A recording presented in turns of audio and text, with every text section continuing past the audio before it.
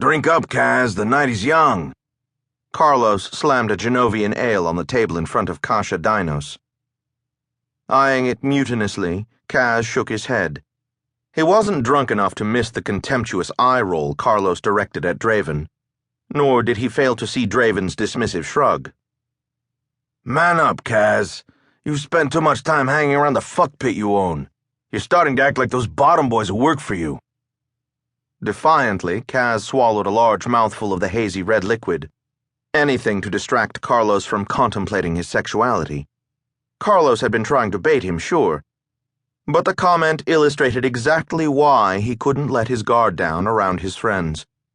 As his fantasies suggested, he was just like the bottom boys who worked for him, but he'd not had any personal experience getting fucked. Not that he could admit those desires to anyone of his acquaintance. Stop calling it a fuck pit, shithead. I own the best brothel, male or female, in the Galactic Alliance. It's way more sophisticated than a fuck pit. Back when his father ran the brothel, Spice and Solace and cheap hookup place were synonymous. But Kaz completely transformed it after his father's death, and he was damned proud of what he'd accomplished and how in demand his employees were by wealthy and aristocratic members of the Alliance. Yeah, we've heard this argument before. Draven kicked the leg of the table like a petulant child. Why don't you hire some damned girls, like Vaughn did? I'm sick of paying full price for pussy.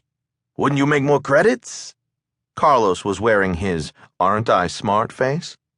Too bad Carlos wasn't as smart as he thought.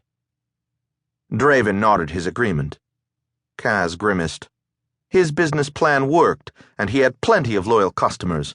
Without the substantial discount he gave them, his friends would never be able to afford S&S's escorts, but they always wanted more. Irritation was beginning to steal his buzz, so he took another sip. It was a delicate operation, drinking enough to feel the effects, but not get stupid. Vaughn can chase after every person with an itch to scratch if he wants. He'd hire Aurelian stinkworms if he thought someone would pay to fuck them. Vaughn Dalhaji was under the delusion his establishment was in direct competition with Kaz's. It wasn't. Vaughn hired men and women. Vaughn's customers were men and women. Kaz didn't have any female employees aside from his brothel manager, Lanny. Spice and Solace didn't have any female customers, not even those who wanted to watch a couple of guys fuck. He dealt strictly in gay sex, in a time-honored tradition stemming from his criminal roots. His grandfather had started the brothel on the outskirts of civilization at a time when paying for gay sex was outlawed throughout the Alliance, and before Elora Kai's inclusion within official Alliance borders. There's already too many worms at S&S. Carlos dug an elbow into Draven's side, and they both laughed. Kaz's stomach roiled, a reminder he'd already had more to drink than usual. He needed to redirect his friend's attention to something besides drinking, and his sexual preferences. Yeah, I think girls would be a good addition. We could help with the interviews. Carlos smirked and pounded the table with his fist.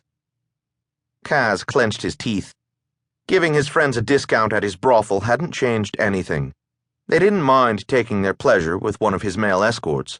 In their minds, if they weren't getting fucked, they weren't gay. But they still refused to believe gay men were worthy of respect.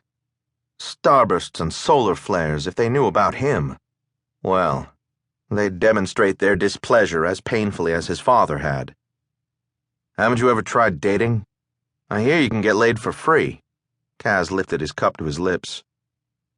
Carlos and Draven stared at him. Maybe they didn't know a lot of women who weren't in the sex trade. Kaz didn't find either of them attractive, so he wouldn't blame a woman for wanting payment.